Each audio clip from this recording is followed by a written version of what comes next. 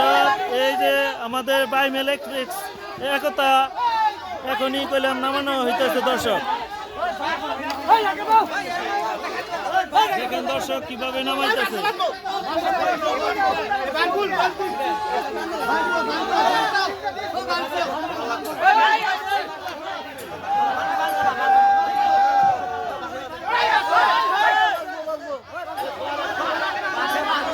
খুবই উত্তেজনা চলতেছে নৌকা নামানোর জন্য দর্শক মন্ডলী। বাইমেল এক্সপ্রেস 2 নতুন নৌকা